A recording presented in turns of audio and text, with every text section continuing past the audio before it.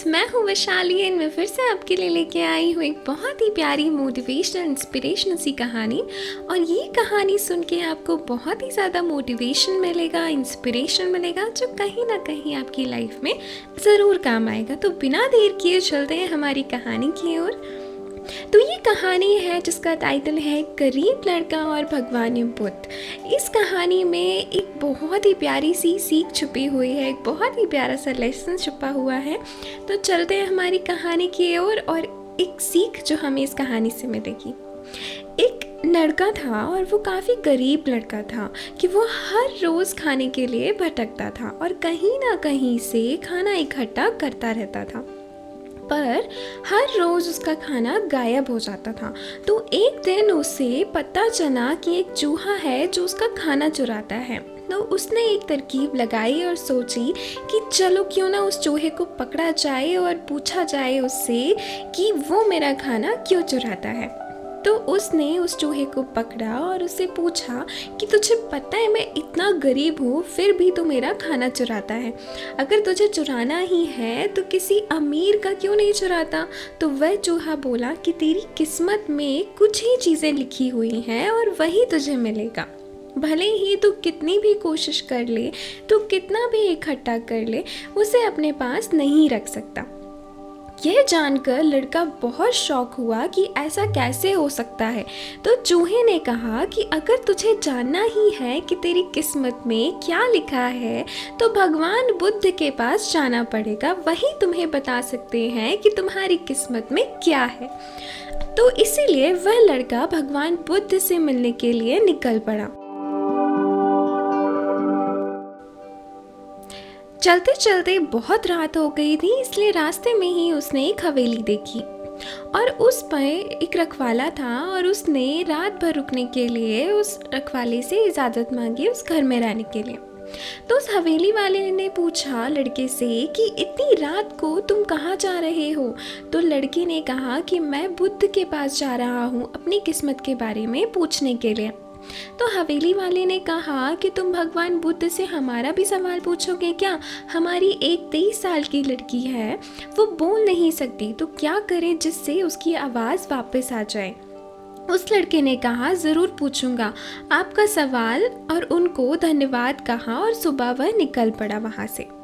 आगे रास्ते में बहुत बड़े बड़े बर्फ़ के पहाड़ थे। वह बड़ी मुश्किल से पहाड़ पर चढ़ा। उसे वहाँ एक जादूगर मिला। उसने उस लड़के से पूछा कि वह कहाँ जा रहा है। तो उसने कहा कि मैं भगवान बुद्ध के पास जा रहा हूँ अपनी किस्मत के बारे में पूछने के लिए। तो जादूगर ने कहा कि क्या तुम भगवान बुद्ध से मेरा यह सवाल पूछोगे। मैं हज़ारों सालों से तपस्या कर रहा हूँ ताकि मैं स्वर्ग जा सकूँ। मेरे हिसाब से अब तक तो तुम्हें स्वर्ग चले जाना चाहिए था, तो मैं स्वर्ग में जाने के लिए क्या करूँ। लड़के ने कहा कि ठीक है, मैं आपका भी सवाल बुद्ध से पूछता हूँ। उस जादूगर के पास एक छड़ी थी। उस छड़ी की मदद से उस लड़के को बर्फ़ के पहाड़ के उस पार पहुँचा दिया। जब वह आगे बढ़ा तो उसके सामने बहुत बड़ी चुनौती थी। वहाँ बहुत बड़ी नदी थी जो वह खुद नहीं पार कर सकता था। तभी उसकी मुलाकात विशालकाय कछुए से हुई। कछुआ उसे लेकर जाने को तैयार हो गया। फिर कछुए ने भी उससे वही सवाल पूछा कि तुम कहाँ जा रहे हो।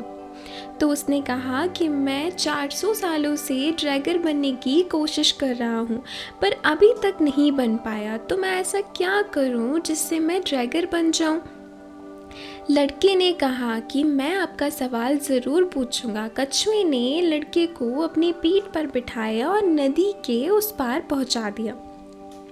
आखिरकार लड़का भगवान बुद्ध के पास पहुंच ही गया। वहाँ बहुत सारे लोग थे।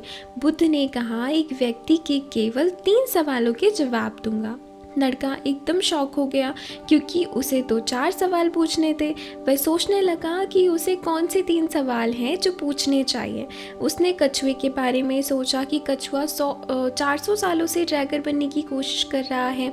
जादूगर 1000 सालों से स्वर्ग जाने के लिए तपस्या कर रहा है, और वह लड़की बिना बोले कैसी पूरी ज़िंदगी निकाल सकती है। फिर खुद के बारे में सोचा कि मैं तो सिर्फ गरीब हूँ, तो मैं मांग कर भी अपनी ज़िंदगी गुजार सकता हूँ, पर कछुआ, जादूगर और वह लड़की की परेशानियाँ तो मेरी परेशानियों से ज़्यादा बड़ी है। तो लड़के ने उनके 3 सवाल भगवान बुद्ध से पूछे। बुद्ध ने उनका जवाब दिया कि कछुआ 400 सालों से ड्रैगन बनने की कोशिश कर रहा है, पर अपने कवच को छोड़ने के लिए वह तैयार नहीं है। जब तक वह अपने कवच को नहीं छोड़ेगा तब तक वह ड्रैगन नहीं बन पाएगा। वहीं जादूगर अब तक अपनी छड़ी नहीं छोड़ेगा तब तक वह स्वर्ग नहीं जा पाएगा, और जब लड़की को उसका जीवन साथी मिल जाएगा तब वह बोल नहीं पाएगी। यह सब सुनकर वह लड़का वापस कछुए के पास आया और उसे सब कुछ बताया। तो कछुए ने अपना कवच निकाला। जैसे ही कवच निकाला उसमें से कीमती मोती निकले। वह मोती कछुए ने लड़के को दे दिए और वह ड्रैगन बन गया। फिर क्या था, फिर वो जादूगर के पास गया और सारी बातें बताई। तो जादूगर ने अपनी जादू की छड़ी लड़के को दे दी और वह एक स्वर्ग में चला गया। उसके बाद लड़का उस हवेली में गया जहाँ उसने रात गुजारी थी। जब वहाँ गया तो लड़की सामने आई और बोली, उस रात हमारी हवेली पर तुम आए थे ना। इस तरह लड़के को पैसा, पावर और खूबसूरत जीवन साथी मिल गई। जीवन में कुछ पाने के लिए कुछ देना पड़ता है फ्रेंड्स। जब जादूगर ने अपनी छड़ी छोड़ दी तो उसको स्वर्ग मिल गया। वैसे ही जीवन में कुछ बड़ा करने के लिए अपने कंफर्ट जोन से हमेशा बाहर आना होता है। पानी का जहाज़ तो आपने देखा ही होगा, पर पानी का जहाज़ सबसे ज़्यादा किनारे पर ही सुंदर लगता है, लेकिन उसकी जगह किनारे पे नहीं है। उसकी जगह है बीच समुंदर में लहरों को चीरते हुए आगे बढ़ने के लिए। इसीलिए जीवन में कुछ बड़ा करने के लिए रिस्क तो लेना ही होता है। और अगर आपको लगता है कि आपके जीवन में प्रॉब्लम्स हैं और बहुत सारी ऐसी प्रॉब्लम्स हैं जो आपको लगता है कि कभी नहीं जाने वाली, तो ज़रा एक नज़र डालिए उन लोगों पर जिनके पास रहने के लिए घर नहीं है, खाने को रोटी नहीं है, कोई देख नहीं सकता, कोई चल नहीं सकता, कोई बोल नहीं सकता। तो उन सब के सामने तो आपकी प्रॉब्लम बहुत ही छोटी है। तो जब भी आपको लगे कि मेरी लाइफ में बहुत सारी प्रॉब्लम्स हैं, तो अपने आसपास ऐसे लोगों को देखिए जिनकी प्रॉब्लम कहीं ना कहीं आपसे भी बड़ी है। तो आपको रियलाइज़ होगा कि आपकी प्रॉब्लम तो उनके सामने इतनी बड़ी नहीं है, और आप थोड़ा सा अपने कंफर्ट जोन से बाहर आके अपनी प्रॉब्लम्स को सॉल्व करने के लिए खुद की मदद करेंगे।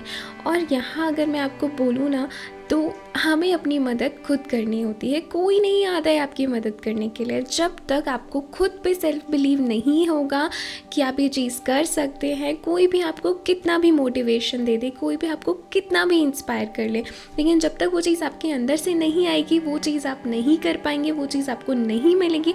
और उस चीज़ के लिए आपके जब तक अंदर से आवाज़ नहीं आ रही है ना, आप उस चीज़ को कर ही नहीं सकते। आप उस चीज़ के पीछे भागेंगे ही नहीं। आप उस चीज़ के पीछे अपने सारे एफर्ट, सारी मेहनत, पूरा हार्ड वर्क सब कुछ नहीं लगाएंगे। तो इसीलिए अगर आपको कुछ भी करना है ना, सबसे पहले एक अंदर से आवाज़ लानी है और उस आवाज़ के पीछे आपको बस भागते जाना है। थोड़ा सा पेशेंस, थोड़ी सी मेहनत, एक राइट डायरेक्शन और बहुत सारा मोटिवेशन, एक बहुत सारी पॉजिटिविटी जो आपको उस काम करने के लिए आपकी हेल्प करेगी। तो फ्रेंड्स, आई होप ये कहानी से आपने बहुत प्यारी सी सीख ली होगी। मुझे ये कहानी पढ़ने के बाद ज़रूर एक मोटिवेशन मिला और मुझे लगा ये स्टोरी आपके साथ शेयर करनी चाहिए। तो मुझे जितने सारे आप लोग सुन रहे हैं, थैंक यू सो मच कि आप मेरे वीडियोस को पसंद कर रहे हैं। मैं आपके कमेंट्स पढ़ती हूँ, आपके लाइक्स देखती हूँ और मुझे भी बहुत ज़्यादा इंस्पिरेशन मिलता है, मोटिवेशन मिलता है कि मैं आपके लिए बहुत अच्छी मोटिवेशन, इंस्पिरेशन स्टोरीज़ लेके आऊँ। तो आई होप फ्रेंड्स आपको पसंद आई होगी। तो मुझे लाइक करके, सब्सक्राइब करके, कमेंट करके बताइएगा और अपनी फैमिली के साथ, अपनी फैमिली मेम्बर्स के साथ और अपने फ्रेंड्स के साथ मेरी ये वीडियो ज़रूर शेयर करिएगा। तो इसी के साथ मैं चलती हूँ और मैं फिर मिलूँगी आपसे एक नई मोटिवेशन, इंस्पिरेशनल स्टोरी के साथ। तो thank you so much for supporting me and stay safe guys, stay healthy. Thank you, bye.